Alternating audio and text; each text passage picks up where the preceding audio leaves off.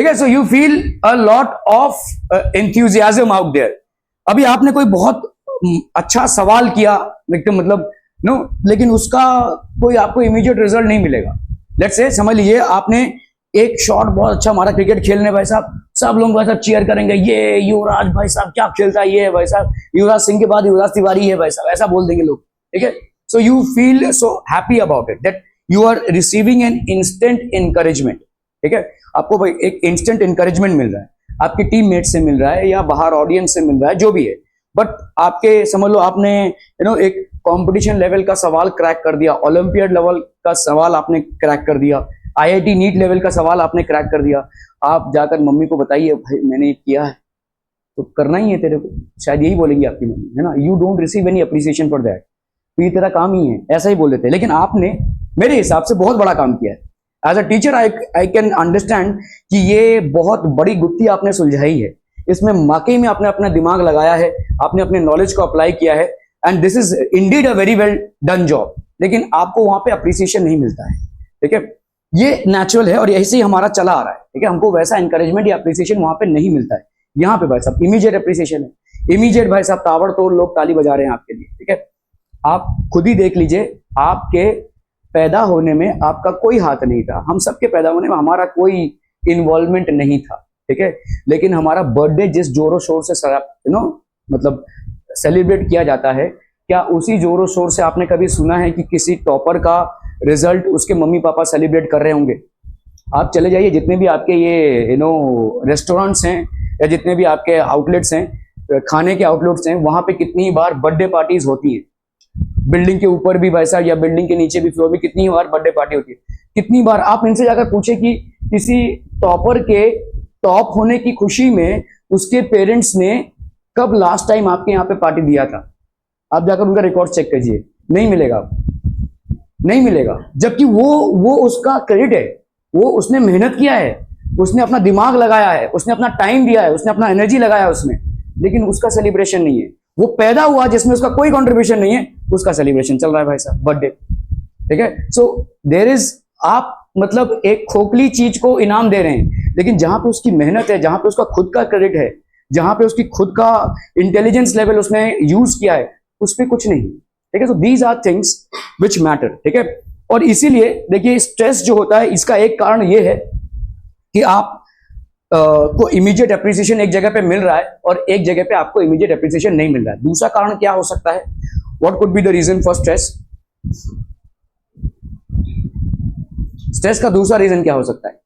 एक बहुत ही आम सा रीजन ये है कि आप समय के साथ नहीं चलते हैं। अभी जैसे एग्जाम आ गया, तब बुक्स खुलेंगी भाई साहब, ठीक है, तो स्ट्रेस होगा ही भाई साहब, तब आपको पढ़ाई पहाड़ ही लगेगा, अरे बाप रे इतना मैं कैसा करूं, ठीक है, ये सब चीजें आएंगी। तो मतलब तभी टाइम नहीं है और काम काफी ज्यादा है, so that is also going to cause a stress, ठीक है। ये सारे, ये मतलब आपकी अनप्लान्ड तरीके से चलना भी आपके लिए स्ट्रेस क्रिएट करेगा, ठीक है, अनप्लान्ड तरीके से। ये तो स्टूडेंट लाइफ की बात है। एक्चुअली नेचुरल में भी आप अगर ऑफिस में भी काम कर रहे होंगे और अगर आप ठीक से टाइम से काम नहीं कर पा रहे होंगे और आपका काम पाइल अप होते रहेगा, इट विल कॉज स्ट्रेस, ठीक है। स्ट्रेस, डिप्रेशन के शिकार हैं भाई साहब हम, ठीक है। किसी एनिमल में कभी डिप्रेशन नहीं होता है, animals never suffer from depression. और डिप्रेशन भाई साहब बहुत खतरनाक होता है, आप मतलब समझ भी नहीं सकते कि एक डिप्रेशन की हालत में इंसान क्या कर सकता है, ठीक है। तो मतलब दिस इज सो, लोग ड्रग्स में इन्वॉल्व हो जाते हैं, लोग लिकर में इन्वॉल्व हो जाते हैं, and so on and so fourth, ठीक है। This is a terrible time. और इसमें आप ना किसी इंसान को कितना भी समझा लो भाई साहब, वो समझेगा ही नहीं, ठीक है। वो इस मोड में रहेगा कि शायद उसमें कुछ मतलब, ऐसे मैंने बहुत लोगों को देखा है कि ये बोलना आसान है, लेकिन आपका जैसे जैसे लाइफ आगे जाता जाएगा, काफी सारे चैलेंजिंग सिचुएशंस आते जाएंगे, and more often than not you will get demotivated. लेकिन आपको ना उसको थोड़ा सा नकार के आगे बढ़ना है। और ये बोलना आसान है, लेकिन इसको करना आसान नहीं होता है, ठीक है। तो डिप्रेशन के बहुत वो होते हैं, और डिप्रेशन मतलब कहीं से भी लिंक होता है। मेरे को याद है हमारा इंजीनियरिंग में ना, अभी तो वाइवा का फैशन उठ गया है। वाइवा मतलब समझते हैं? ओके, कोई जानता है वाइवा मतलब क्या होता है? ओरल जैसे होता है, ठीक है। ओरल मतलब कैसा होता है कि देखिए इंजीनियरिंग के जो लोग स्टूडेंट्स होते हैं ना, उनका पहले चलता था, अभी तो बंद कर दिया ये। तो जैसे प्लेसमेंट होता है उनका, जैसे उनका इंजीनियरिंग खत्म हो गया तो उनका उसके बाद प्लेसमेंट होता है, तो उसमें ना मतलब हर सेमेस्टर में हमारा वाइवा होता था। वाइवा 5 मार्क्स का होता था, 5 मार्क्स 10 मार्क्स ऐसा अलग अलग वेटेज रहता था। तो उसमें एक पैनल ऑफ इंटरव्यूअर्स रहते थे ऐसे, ठीक है।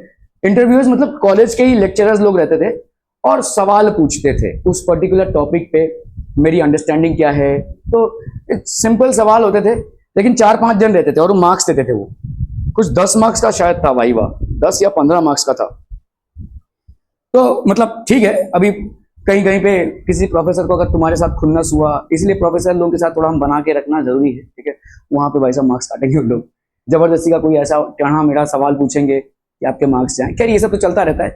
तो मेरा एक दोस्त था, वो ऐसे में तो एक more better than average student था, लेकिन वाइवा में पता नहीं उसको क्या हो जाता था भाई साहब। वाइवा में हर बार वो फेल होता था। फेल होता मतलब जीरो, ठीक है। 15 मार्क्स में जीरो आना मतलब वो बंदा कुछ बोला ही नहीं, और ऐसा हो नहीं सकता। मैं अगर आपसे कुछ पूछूंगा तो आप ए से जेड तक ना बता पाए, ए से बी सी डी तक तो बता पाएंगे, है ना। But this person always used to face it. और मैंने पहली बार तभी डिप्रेशन का झलक देखा कि डिप्रेशन एक इंसान को कितने दूर तक लेकर जाता है। तो ये डिप्रेशन में था भाई साहब। अभी किस बात का डिप्रेशन था इसको खुद को भी नहीं मालूम था, ठीक है। मैंने उसको, मैं भाई तो एक दिन देख रहा हूँ कि भाई साहब रो रहा है। मैं क्या हुआ, मैं अभी लटक जाऊंगा भाई साहब, मेरे को केटी लग जाएगा, मैं नहीं पास कर पाएगा। क्यों, क्या हुआ? 4 सेमेस्टर है, 4 सेमेस्टर में मेरे को 15 60 मार्क्स देरी चले गए, मेरे जीरो आ जाएंगे, तो मैं फेल होऊंगा ही, और यही आगे चलकर मेरे प्लेसमेंट में भी गड़बड़ कर देगा। मैंने बोला हाँ बात तो सही है, तो सुधार ना, तो बोल ना क्या क्या प्रॉब्लम, क्या है, नॉलेज का प्रॉब्लम है। मतलब नहीं, मेरे सामने जब भी 5 लोग खड़े होकर मेरे से कोई सवाल पूछते हैं ना, मैं कुछ नहीं बोल पाता। ये मेरा स्टेज फियर है या कुछ है। मैंने बोला तेरा दिमागी फियर है तो भाई साहब, तो हम बहुत बड़ा से, आप जब किसी को एडवाइस देते हैं तो आप एकदम मतलब तुर्रम खान बन जाते हैं। मैं भी भाई साहब तुर्रम खान, उसको भाई साहब ब्रेन वॉश कर रहा हूँ। 2 घंटा हो गया, 4 घंटा हो गया, और 4-5 दोस्त लोग भी आ गए भाई साहब, चल रहा है सेशन, कुछ सुधार नहीं। 1 दिन हो गया, 2 दिन हो गया, तीसरे या चौथे दिन उसका वाइवा था। हालत बिल्कुल खराब है, वो रो रहा है, और ये उसका इस सेमेस्टर का लास्ट वाइवा था। मतलब उसके ऑलरेडी 45 मार्क्स चले गए तीनों सेमेस्टर में, ये 15 मार्क्स भी गए तो गया, ठीक है। तो अभी ये बात रिकॉर्ड पे बोलूं कि नहीं बोलूं, बट मेरे को अभी कुछ सूझा ही नहीं। मैंने हमारे जो वॉचमैन थे तो पंडित जी को बोला कि एक छोटा सा क्वार्टर लेकर आइए। मैंने बोला उसको कि एक विस्की का क्वार्टर लेकर आइए।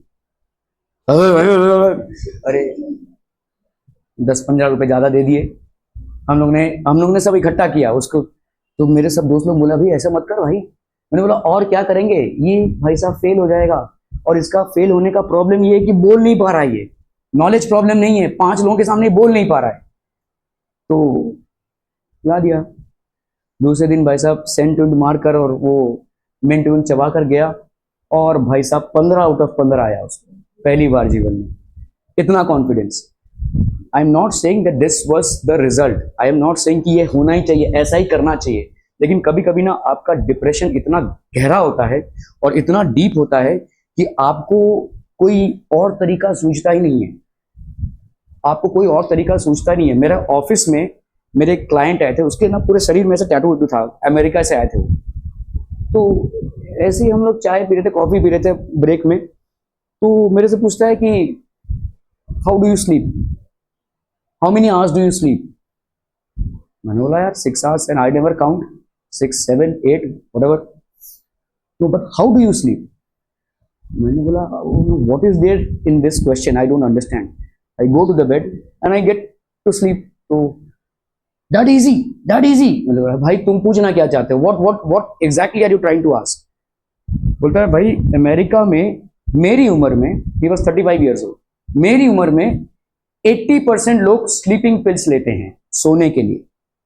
80% लोग, उनको नेचुरल तरीके से नींद नहीं आती है। Even sleeping pill is considered to be an antidepressant. आज की तारीख में आपको मालूम नहीं, फार्मास्यूटिकल्स के बाजार में सबसे ज्यादा जो बिक रहा है मेडिसिन वो है एंटी डिप्रेसेंट। हमारे इंडिया में हम जनरली किसी साइकोलॉजिस्ट को जाकर अपने मेंटल हेल्थ को डिस्कस नहीं करते हैं, ठीक है, लेकिन मोस्टली अगर आप दूसरे कंट्रीज में देखोगे, सबसे ज्यादा जो फार्मास्यूटिकल्स में मेडिसिन चल रहा है वो एंटी डिप्रेसेंट है। मतलब हम इस कदर डिप्रेस हो चुके हैं, हमारा लाइफ हमारे एंसेस्टर्स से इजी हो गया है। हमारे लाइफ में जो चुनौतियां थी पहले, अभी उससे हमारा लाइफ इजी हो गया है। आप कहाँ देखो, जंगलों में वन भटकते भटकते हम रहते थे, आज की तारीख में सारी चीजें एक क्लिक ऑफ अ बटन में आपको अवेलेबल है। तो your lifes are much more easier.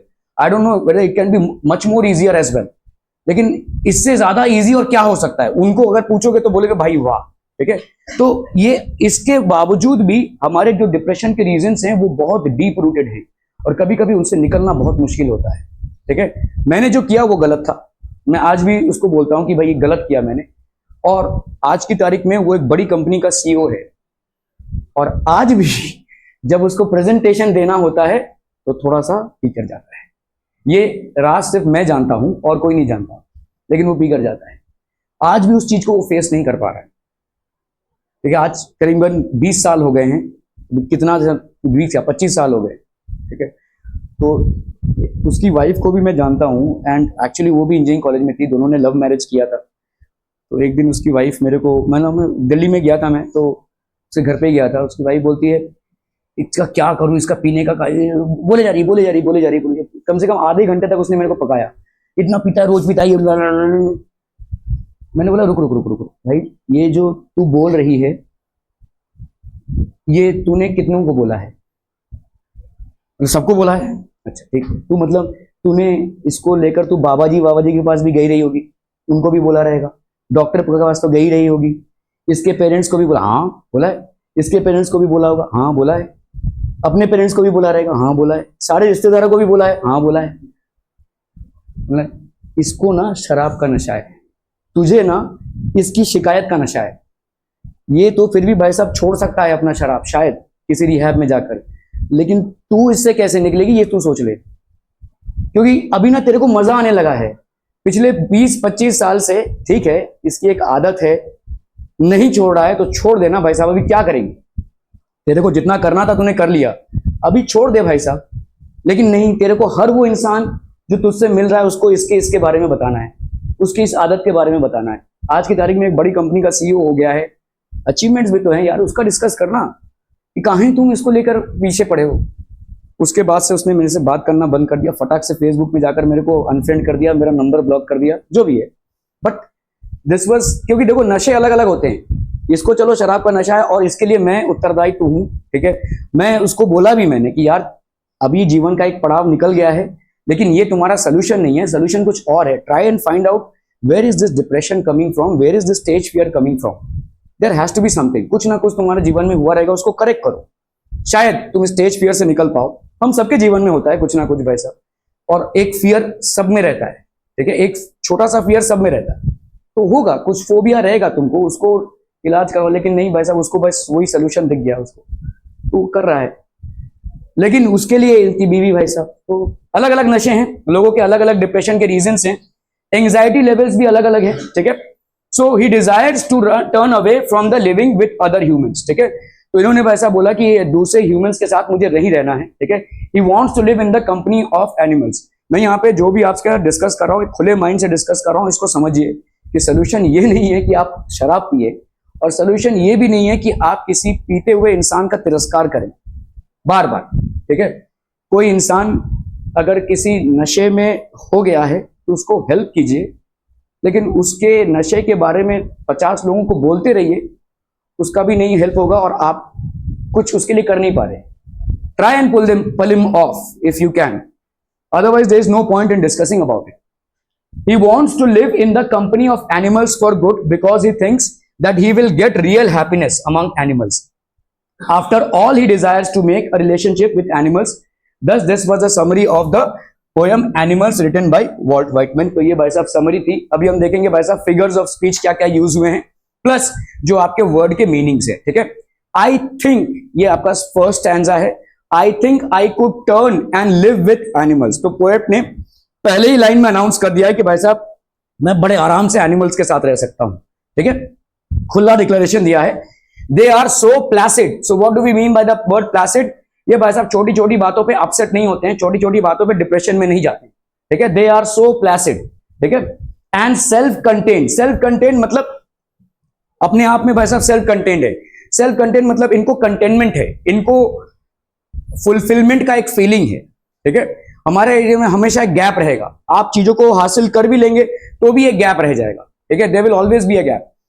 आप अगर स्टडी करेंगे जितने भी अमेरिका वगैरह जहां पे जो आपका स्पेशली जो लोग सिंगिंग में हैं या जो लोग हाई एंड आर्टिस्ट हैं, उनमें सुसाइड रेट्स बहुत ज्यादा है। ऐसा क्यों है? गरीब सुसाइड नहीं करता है, कभी आप सुनेंगे भी नहीं कि किसी गरीब ने गरीबी के लिए सुसाइड कर लिया हो। जब तक गरीबी है तब तक स्ट्रगल है, लेकिन इंसान जब वो सारी चीजें हासिल कर लेता है जो वो सपने में सोचता है, पैसा, फेम, ठीक है, तब एक अजीब सा वैक्यूम क्रिएट होता है, तब करने को कुछ नहीं है। और उसमें काफी सारे लोग सुसाइड करते हैं। वैसे तो सुसाइड एक अलग टॉपिक है, but it is connected with some kind of depression. ऐसा तो हम बोल ही सकते हैं कि सुसाइड में भी किसी ना किसी टाइप का डिप्रेशन है। आपको लगता होगा कि भाई साहब इतना बड़ा सिंगर, जैसे एक सिंगर हुए थे कर्ट कोबियन, ठीक है, he was one of the leading, और उस टाइम पे वो अपने करियर के पीक में चल रहे थे, ठीक है। Drug overdose, again it was a cause of suicide, ठीक है।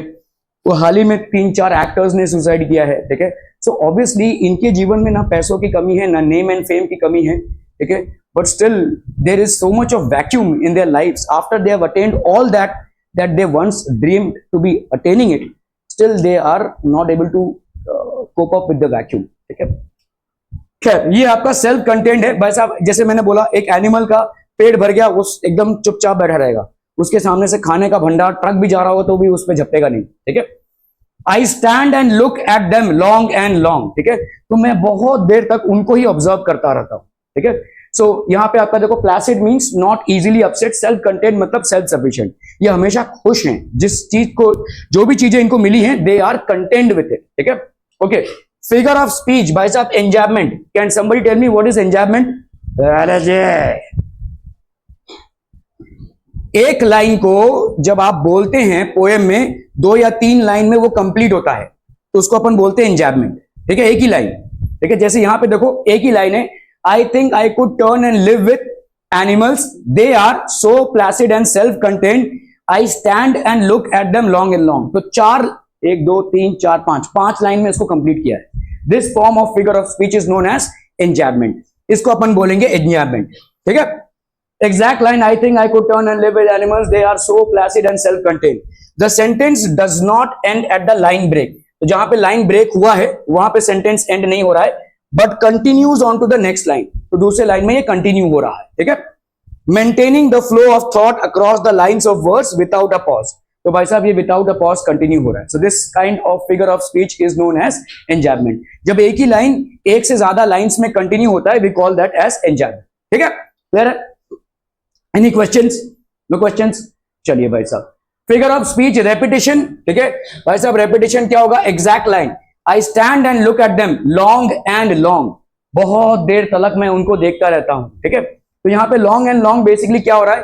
Poetic effect. देखो, ये जो फिगर ऑफ स्पीच होते हैं, ये पोएटिक इफेक्ट को क्रिएट करने के लिए यूज होते हैं। They are basically use to create a poetic effect on the poem, ठीक है। आप एक कविता लिख रहे हैं, आप एक पैराग्राफ नहीं लिख रहे हैं, तो obviously it has got some ethics and it has got some aesthetics, हम बोल सकते हैं, ठीक है। So I stand look at them long and long, जैसे यहां पे पोएट एंड कर सकते थे, लेकिन he has used this to emphasise on what he is trying to say, ठीक है। The word long is repeated to emphasise the duration and intensity of the speaker's observation.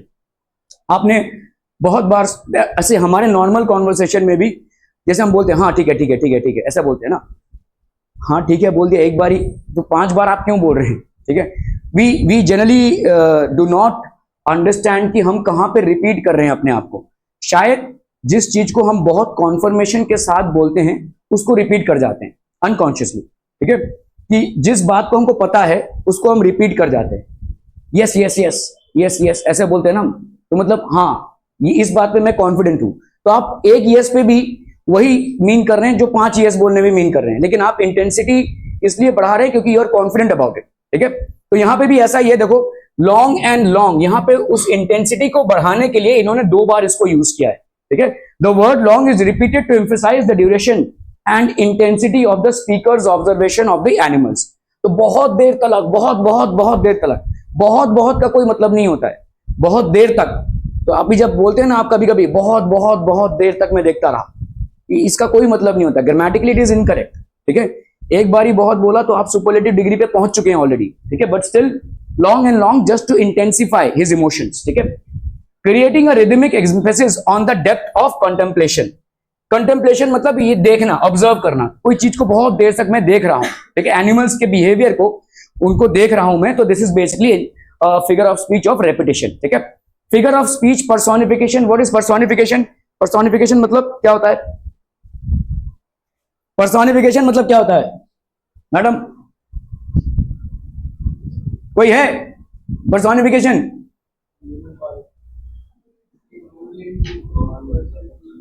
किसी नॉन लिविंग थिंग को person की identity देना। जैसे अगर मैं बोलूं बादल गरज रहे हैं, ठीक है, बादल गरज रहे हैं मतलब भाई साहब बादल एक नॉन लिविंग थिंग है, वो एक लिविंग एक्टिविटी कैसे कर सकता है? जैसे शेर गरज रहा है ऐसा आप बोल सकते हैं क्योंकि वो लिविंग थिंग है। लेकिन बादल गरज रहे हैं ऐसा जब मैं बोल रहा हूं तो मैं बादलों को पर्सोनिफाई कर रहा हूं। I am giving an animal quality to the inanimate object. तो किसी इनएनिमेट ऑब्जेक्ट को जब एक एनिमल क्वालिटी या लिविंग थिंग का क्वालिटी आप देते हैं या असाइन करते हैं, that is called as personification. ठीक है, okay, so exact line, I think I could turn and live with animals, they are so placid and self contained. क्या किसी एनिमल ने इनको इंटरव्यू में ये बताया है? ऑब्वियसली नहीं। क्या किसी एनिमल ने अपने भाषा से इनको समझाया है कि हम सेल्फ कंटेन्ड हैं और हम प्लासिड हैं? नो। ठीक है, okay, so animals are attributed with human like qualities. ये जो आपके क्वालिटीज हैं, प्लासिड होना और सेल्फ कंटेन्ड होना, ये ह्यूमन लाइक क्वालिटीज हैं। ठीक है, being placid and self contained, highlighting the contrast between their perceived emotional states and those of humans. तो जो उनको दिखता है हम वैसे अज्यूम कर रहे हैं कि they are placid and self contained. So these are, मतलब हम कभी कभी बहुत थोड़े से समय के लिए शायद placid and self contentment feel करें। ठीक है, और इसी को एनिमल्स के परमानेंट बिहेवियर के साथ कंपेयर किया है पोएट ने। ठीक है, and that's the reason it is known as personification. Personification मतलब सिर्फ ये नहीं होता है कि किसी इनएनिमेट ऑब्जेक्ट को एनिमेट क्वालिटीज देना, किसी एनिमल को ह्यूमन क्वालिटीज देना भी पर्सोनिफिकेशन है। ठीक है, किसी एनिमल को ह्यूमन क्वालिटीज देना भी पर्सोनिफिकेशन। क्लियर है? ठीक है, so these are basically human qualities being placid and self contained which are being given to the animals and hence it is known as personification. ये जरूरी नहीं है कि हमेशा inanimate object को animate बोलना ही personification है. This is also a kind of personification. ठीक है, क्लियर है? फिगर ऑफ स्पीच इमेजरी, जब आप imagines करते हैं या अपने ऑडियंस को या जो आपकी कविता पढ़ रहा है उसको मजबूर कर रहे हैं इमेजिन करने के लिए। ठीक है, exact line, I think I could turn and live with animals. Reason, this line creates a mental image of the speaker imagining a life among animals। तो ये भाई साहब एक इमेजिनेशन क्रिएट कर रहा है कि कैसे, समझ लीजिए कि आप एनिमल्स के बीच में हैं और अपने जीवन को बिता रहे हैं। ठीक है, invoking the sense of tranquillity and simplicity. Tranquillity मतलब शांत, ठीक है, and simplicity associated with such an existence. ठीक है, तो एनिमल्स का सबसे बड़ा जो की पॉइंट है उनके बिहेवियर में वो उनकी सरलता या सिंप्लिसिटी। ठीक है, जैसा है वैसा ही। ऑलिटरेशन क्या होता है? What is alliteration? Figure of speech, exact line, I stand and look at them long and long. The repetition, तो आपका देखो ये आई यहां पे एक यूज हुआ है। ठीक है, I stand, L sorry, I stand and look. ठीक है, लुक, लॉन्ग एंड लॉन्ग। ठीक है, तो आपका देखो यहां पे एल का साउंड जो है एक ही सेंटेंस में 3 बार रिपीट हुआ है। ये भी एक पोएटिक डिवाइस है, आपके पोएम को इंटेंसिटी बढ़ाने के लिए होती है। ठीक है, okay, so the repetition of the L sound in look and long creates a melodic rhythm and draws attention to these words. ठीक है, आप जब क्वेश्चंस लिखेंगे या बेसिकली समरी कर रहे हैं या आप अप्रिसिएशन लिख रहे हैं तो आपको ये सब लिखने की जरूरत नहीं है, सिर्फ ऑलिटरेशन लिखेंगे तो भी चलेगा। ठीक है, in this particular line alliteration happens because in one line itself we have L coming in 3 times. ठीक है, तो ये ऑलिटरेशन, ये इतना सब कुछ लिखने की जरूरत नहीं है आपको, बट अगेन पोएटिक डिवाइस के लिए आपका ये यूज हुआ है। ठीक है, फिगर ऑफ स्पीच बोल सकते हैं या पोएटिक डिवाइस भी बोल सकते हैं, बोथ। ठीक है, एनी क्वेश्चन सम पीपल, हम एनी क्वेश्चंस? नो, बहुत बढ़िया भाई साहब। असोनेंस क्या होता है?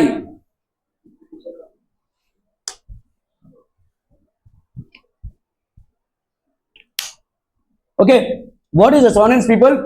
रिपीटिशन ऑफ वॉवल साउंड को हम भाई साहब असोनेंस बोलते हैं। तो साउंड, वॉवल साउंड का रेपिटेशन होना, ठीक है, किसी अल्फाबेट का नहीं लेकिन वॉवल साउंड का।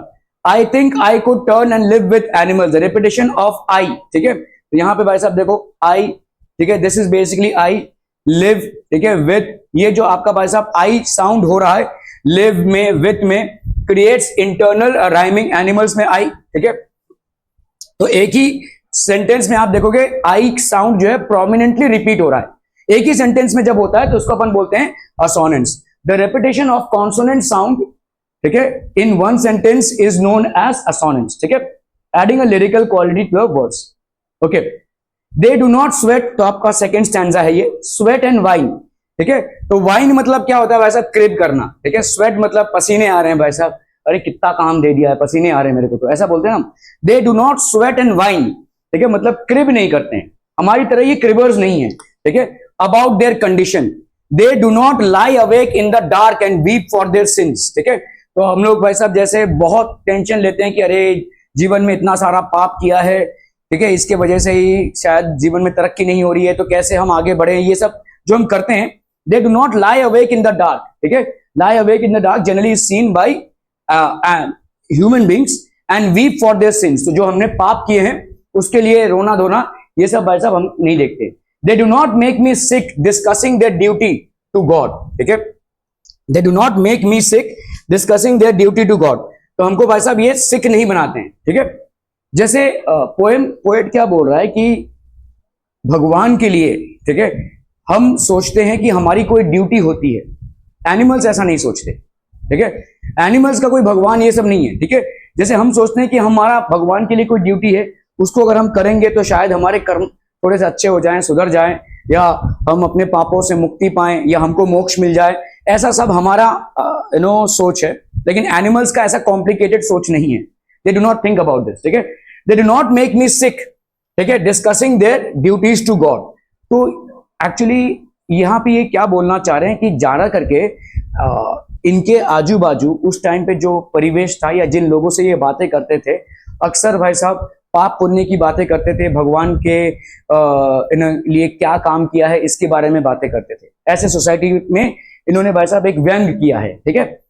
No one is dissatisfied, no one is demented with the mania of owing things. तो नॉट वन मतलब आपके एनिमल्स में से कोई भी एक ऐसा नहीं है जो डिमेंटेड है। डिमेंटेड मतलब एक बीमारी होती है जिसको हम डिमेंशिया बोलते हैं, ज्यादा करके ओल्ड एज में होता है, ये आफ्टर 60-70 हो सकता है किसी को भी, ठीक है, डिमेंशिया बोलते हैं। डिमेंशिया में आप मतलब इसको हम जनरली बोलते हैं कि ये धीरे धीरे पागल हो रहा है, मतलब इसको अभी कुछ याद नहीं रहता है। अक्सर ऐसा होता है जब आप देखेंगे ना, एकदम बूढ़े लोगों को कुछ याद नहीं रहता है, बहुत ओल्ड लोगों को, दे सफर फ्रॉम डिमेंशिया, ठीक है, मेमोरी वीक हो जाती है बहुत ज्यादा। So no one is dissatisfied, not one is demented, कोई भी भाई साहब पागल नहीं हो रहा है यहाँ पे, एनिमल्स में कोई पागल नहीं हो रहा है, ठीक है। With the mania of owing things, mania मतलब क्या होता है भाई साहब? What is the mania of owing things? आप बोले कुत्ते तो पागल होते हैं, ठीक है, होते हैं, पागल कुत्ते सुने हैं ना भाई साहब, तो पागल तो होते हैं, ओके। कुत्तों का पागल होना एक मेडिकल कंडीशन है, ठीक है, दैट इज बेसिकली रेबीज की वजह से होता है, एक वायरस की वजह से होता है जो बेसिकली आपके नर्वस सिस्टम को अटैक करता है, और जब वो पागल कुत्ता हमको काटता है तो हमको भी होगा वो, ठीक है। That is basically caused due to rabies, it's a medical condition. हम अपने इमोशंस की वजह से पागल होते हैं ऐसा नहीं, एनिमल्स में ऐसा नहीं देखने को मिलता है। अक्सर ह्यूमन बींग्स जो पागल होते हैं वो अपने इमोशंस की वजह से हो जाते हैं, ठीक है। Demented with the mania, mania मतलब क्या है भाई साहब? ऑफ ओइंग थिंग्स, मतलब चीजों को कलेक्ट करना है, लालच, ठीक है, कैसा भी करके भाई साहब घर बनाओ, घर में भाई साहब दुनिया भर की चीजें डालो, ये सब चलता ही रहेगा, ठीक है। There is a mania of owing things, ठीक है, ज्यादा से ज्यादा भाई साहब, ठीक है। इतना मैंने देखा है कि मतलब आप एक ऐसा भी देखा है मैंने केसेस की, समझ लीजिए आपने एक प्रॉपर्टी ली, 70 लाख की प्रॉपर्टी ली, मेरे सामने हुआ ये, 70 लाख का एक 2 BHK लिया है उसमें, और उसमें जो अंदर का काम कराया है वो करीबन 1 करोड़ का काम कराया है। ऐसा भी है, पता नहीं क्या है, ठीक है। 8 महीने से काम चला, इंटीरियर वाले लोगों ने पता नहीं क्या क्या डिजाइन किया है, उसमें पैलेस बनाया है, ठीक है, ये सब चला, मेरे सामने ये घटना घटी है, ठीक है। 70 लाख का उन्होंने फ्लैट लिया था, 2 BHK, और करीबन 1 करोड़ का काम कराया उसके अंदर, दुनिया भर का है, देख पैलेस लग रहा है भाई साहब, अंदर घुसेंगे तो। ये सब कुछ चलता रहा 1 साल तक। करीबन 1 साल 6 महीने के बाद अचानक एक दिन भाई साहब ऐसे पानी गिर रहा है ऊपर से, पूरा पीओपी बर्बाद। उन लोग गांव गए थे, मेरे को फोन आया, अरे सर जरा जाकर देखेंगे क्या। मैंने क्या हुआ? अरे मेरे फ्लैट में ऐसा हो रहा है। तो मेरे को चाबी दी, मैंने देखा अरे बाप ऐसा पानी गिर रहा है, पूरा जो पीओपी था बर्बाद हो गया है। ठीक है, इतना ज्यादा काम करा है, इतना ज्यादा वो सब ब्रेकर वोकर चलाया है, कहां से कौन पाइप टूटा है कुछ हिसाब नहीं। अभी भाई साहब तांडव, पूरा भाई साहब बर्बाद हो गया। ठीक है, सो मैं ये बोल रहा हूं कि ये हमारा जो पागलपन है चीजों को इकट्ठा करना। अब भाई साहब तुम अगर घर में रह रहे होगे, चलिए तुमने 70 लाख का किया, तुम और 10 लाख का डलवा कर करवा लो एक नॉर्मल सा। 1 करोड़ रुपए खर्चा किया भाई साहब उसने अपना इंटीरियर्स करवाने में। मैं बोल रहा भाई साहब क्या चाहिए, अभी हुक्का बनाकर पियोगे क्या वहां पे? तो क्या और क्या फीलिंग चाहिए तुमको? ठीक है, उससे अच्छा एक और फ्लैट ले लो ना, उसको भाड़े पे चढ़ा दो, पैसा आता रहेगा। मेरा हिसाब ये है। ठीक है, अगर 1 करोड़ का एक और फ्लैट ले लिया या 2 और फ्लैट ले लो भाई साहब, उनको भाड़े पे चढ़ा दो, पैसा आता रहेगा तुमको। ये तुम पता नहीं क्या करने चाहते हो। और अब देखो पानी भाई साहब झेलो अभी इसको।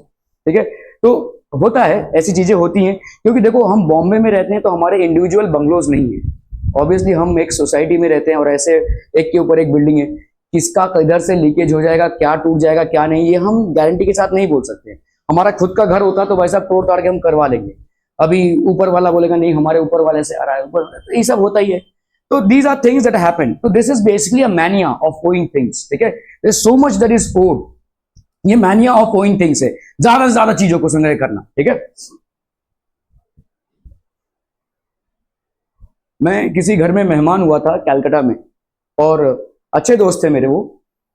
तो जो कमरा उन्होंने मेरे को रहने के लिए दिया था ना, मतलब इतना भी जगह नहीं था जाने के लिए, ऐसे ऐसे ऐसे ऐसे जाकर भाई साहब दरवाजे पे जाना पड़ता। इतना चीजें हैं, मतलब दुनिया के सारे जगहों से उन्होंने कुछ ना कुछ बटोर के उसमें रखा हुआ है। तो मेरा कुछ 1 हफ्ते का प्रोग्राम था, तो उन्होंने बोला था कि बिल्कुल रहो भाई साहब, मैं मेरी कंपनी के थे वो।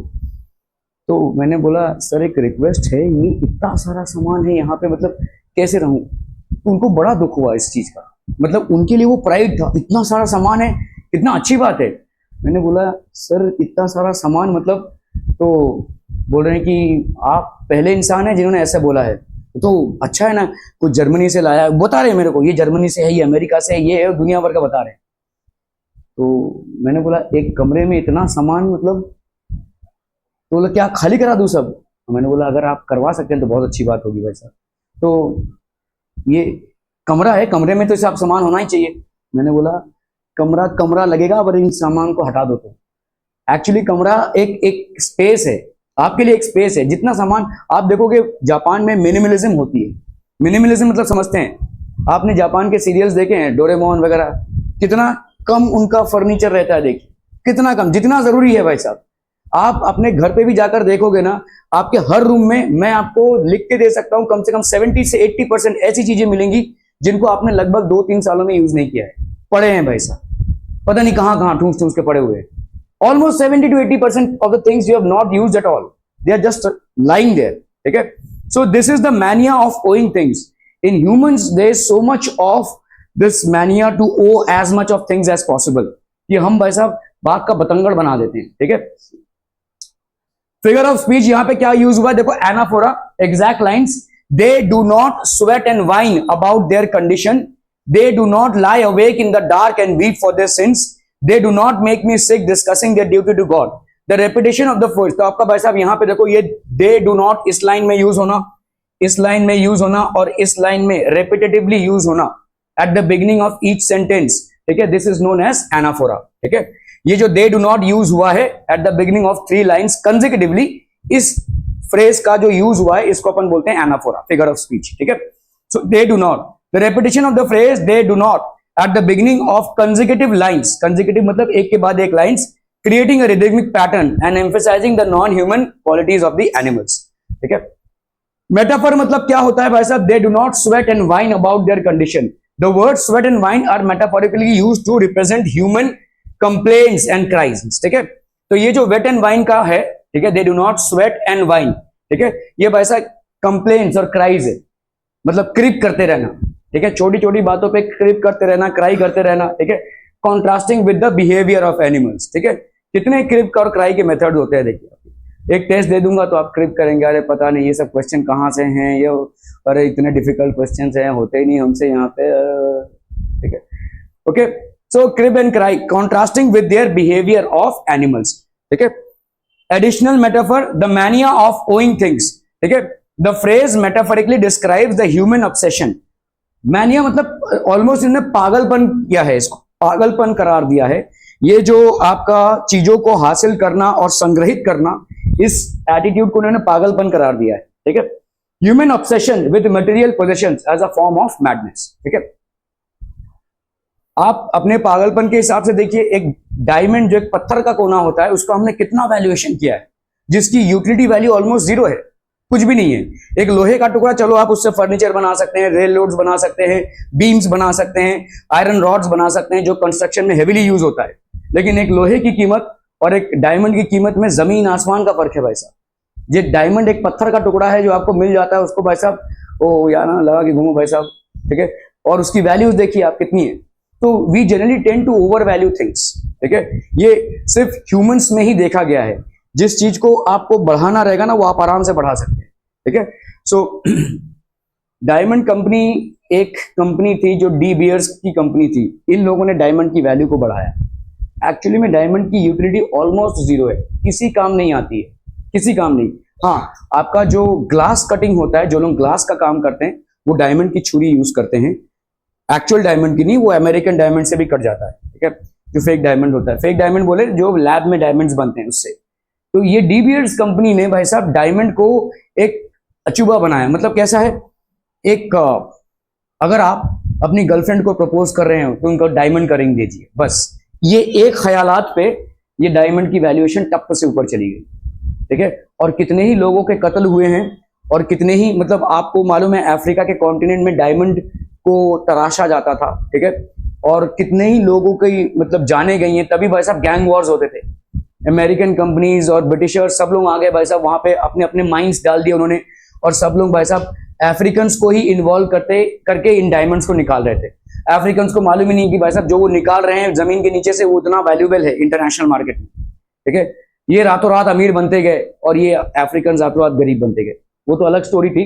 लेकिन सिर्फ एक हाइप क्रिएट किया इस कंपनी ने डायमंड के बारे में, और आज देखो भाई साहब डायमंड का वैल्यूएशन कहां तक है, डायमंड की भाई साहब कीमत कितनी है, ठीक है। The human obsession with material possession as a form of madness. Figure of speech enjoyment, again यहां पे भी देखो, not one is dissatisfied, not one is demented, तो ये सब कुछ एक ही लाइन में आ गया है। The sentence flows across the line break without interruption, enhancing the continuity and fluidity of the poem's narrative. Figure of speech भाई साहब कॉन्ट्रास्ट, ठीक है। What is contrast?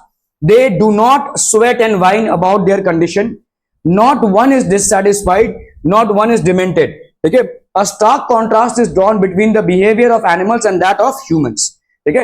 एक कॉन्ट्रास्टिंग फीचर रखी गई है, मतलब एनिमल्स ऐसा नहीं करते भाई साहब, एनिमल्स ऐसा नहीं करते, तुम्हारी तरह क्रिप क्राई नहीं करते, एनिमल्स तुम्हारे तरह भाई साहब स्वेट एंड वाइन नहीं करते हैं, ठीक है। सो एक कॉन्ट्रास्ट, मतलब ह्यूमंस का बिहेवियर ये है, एनिमल्स का बिहेवियर ये है, तो there is a contrast that has been drawn, ठीक है। A stark contrast is drawn between the behaviour of animals and that of humans.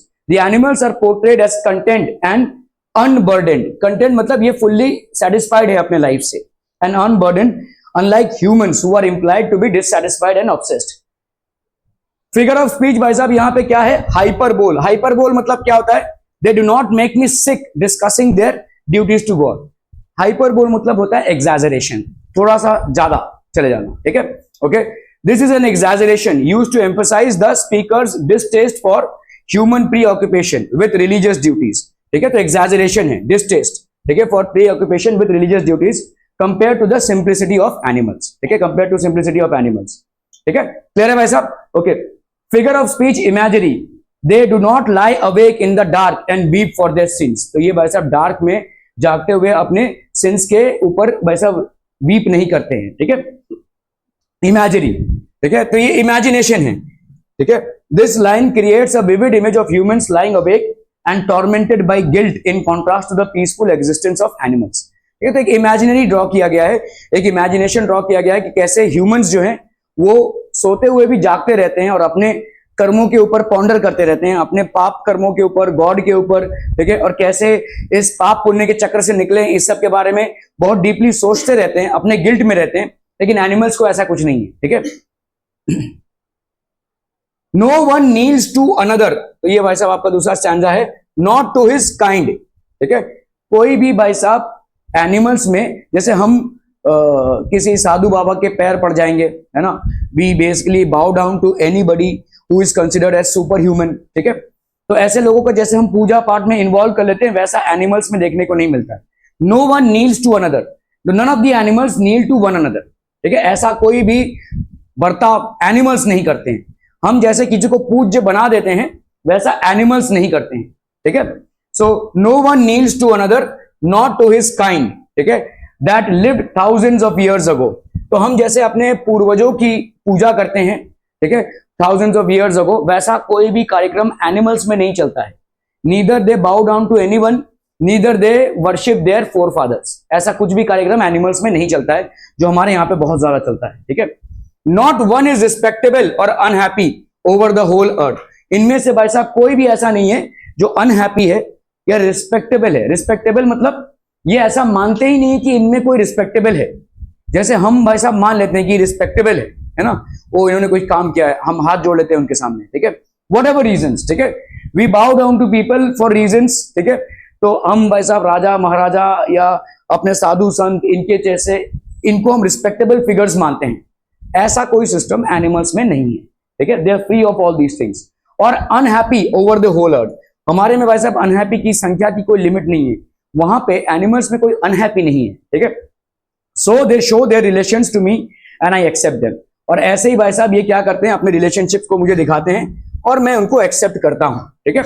Respectable, to happy and satisfied, ठीक है। नो वन इज रिस्पेक्टेबल, ऐसा कुछ नहीं है कि उनके अंदर कोई रिस्पेक्टेबल हो, हाँ ये आदमी या ये एनिमल रिस्पेक्टेबल है, ऐसा उनमें कोई सिस्टम नहीं है।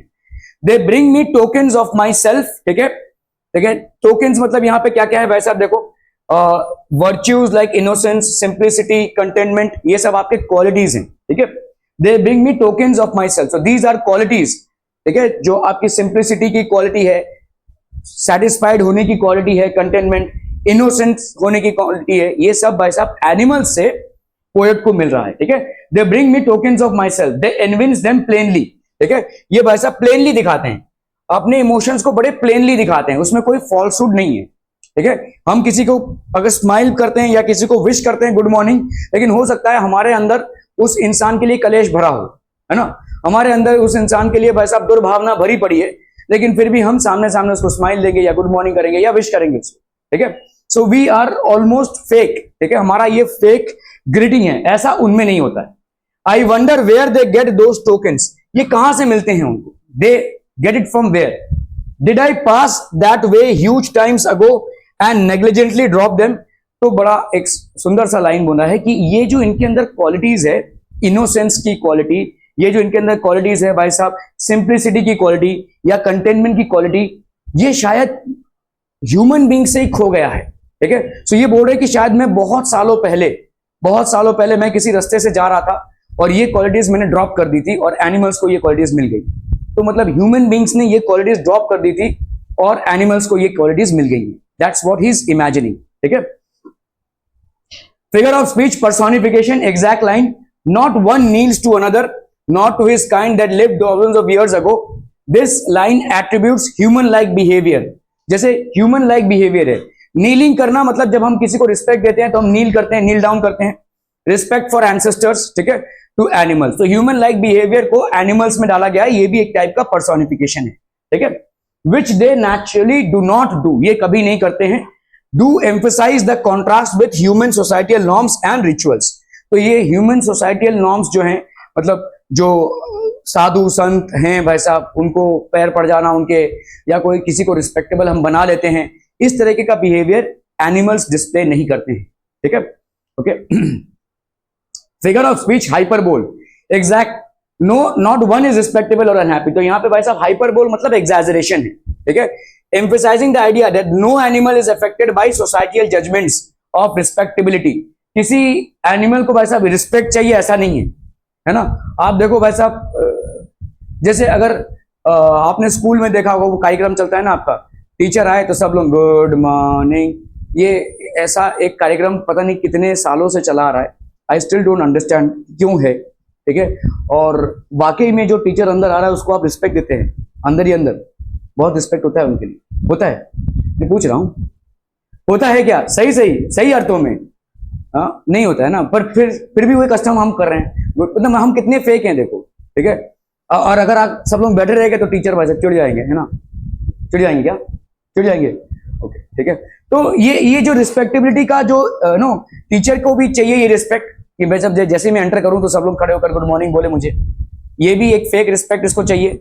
और जो रिस्पेक्ट दे रहे हैं वो भी फेक दे रहे हैं। ये हमारा कार्यक्रम चल ही रहा है और यही आगे चल के ऑफिस में भी कंटिन्यू होता है। आप देख लो भाई साहब, आप ऑफिस जा रहे हो, आपके बॉस ने 10 गालियां आपको दे दी, आप चुपचाप मुंडी नीचे करके चले आएंगे। ये गालियों में से एक 0.1% भी घर वालों ने अगर आपको दे दी ना तो आप तलवार निकाल लेंगे, है ना। तो ये हमारे ह्यूमन बींग्स का एक बड़ा अजीब सा बर्ताव है, ठीक है। हमारे रिस्पॉन्सेस पर्सोनिफाइड हैं, हमारे रिस्पॉन्सेस जो हैं वो अलग अलग लोगों के लिए अलग अलग है, ठीक है। सो ऐसे हमारे सोसाइटल जजमेंट्स हैं, ठीक है। Its ability of feelings of unhappiness contrasting starkly with human concerns, ठीक है। Figure of speech metaphor, they bring me tokens of myself, they evince them plainly in their possession, ठीक है। तो मतलब tokens of my self मतलब जो अच्छी qualities हैं जो शायद कभी ह्यूमन बींग्स में रही होंगी और ड्रॉप हो गई होंगी, वो इन एनिमल्स में आ गई। That is what he is trying to say. Tokens of myself is a metamorphal expression suggesting that the animals in their simple and untroubled existence reflect aspects of speaker's true self or nature, ठीक है। Figure of speech rhetorical question है, exact lines I wonder where they get those tokens, did I pass the way huge times ago, ये कहां से मिला, ऐसा imaginative एक question है, ठीक है। These lines feature rhetorical question which are used not for the sake of receiving an answer but to emphasize the speaker's contemplation। तो जरूरी नहीं है कि हर क्वेश्चन आंसर के लिए पूछा जाए, ठीक है। कभी कभी हम एक ऐसा क्वेश्चन पूछते हैं जिसका ऑब्वियस आंसर होता है, ठीक है। कभी कभी हम ऐसा क्वेश्चन पूछते हैं जिसका ऑब्वियस आंसर होता है, तुम क्या ही कर लोगे अगर पढ़ाई नहीं करोगे, अब इसका आंसर आप क्या देंगे, नहीं मैं बिल गेट्स बन जाऊंगा, ठीक है, नहीं। तो तुमको ये क्वेश्चन पूछा जा रहा है कि इसका मतलब ये कि पढ़ाई कर लो, है ना, तुम क्या ही कर लोगे जीवन में अगर पढ़ाई नहीं करते हो तो इस तरह के क्वेश्चंस के आंसर्स हमको मालूम है, ठीक है। बट वी जस्ट देम, तो these questions are known as rhetorical questions. तो यहां पे भी ऐसा ही क्वेश्चन पूछा गया है कि इतनी शांति, इतना कंटेनमेंट आया कहां से। शायद ह्यूमन बींग्स में ये था और शायद हमने ड्रॉप कर दिया था जिसकी वजह से आया, ठीक है। These lines feature rhetorical questions which are used, did I pass that way huge times ago, बहुत पहले कहीं मैं उस जगह से पास हुआ था और मैंने इन क्वालिटीज को ड्रॉप किया था, तो शायद इसके वजह से तुम्हारे अंदर वो क्वालिटीज आ गई है या एनिमल्स के अंदर ये क्वालिटीज आ गई है, ठीक है। फिगर ऑफ स्पीच आपका देखो enjambment, exact line, so they show their relationship to me and I accept them. The line continues into the next line, again एक ही लाइन 2 लाइन में कंटिन्यू हुआ है, तो this is a case of figure of speech as enjambment, ठीक है। Figure of speech alliteration, did I pass that way huge times ago and negligently drop them, ठीक है। the repetition of t sound, ठीक है। तो यहां पे भाई साहब t sound जैसे किस किस में आ रहा है भाई साहब, ठीक है, that में, ठीक है। यहां पे भाई साहब आपका t sound प्रोमिनेंटली आ रहा है, times में यहां पे भाई साहब आपका t sound प्रोमिनेंटली आ रहा है, ठीक है। and them में भी आपका t sound प्रोमिनेंटली आ रहा है। so in one line itself you are getting the t sound prominently, ठीक है।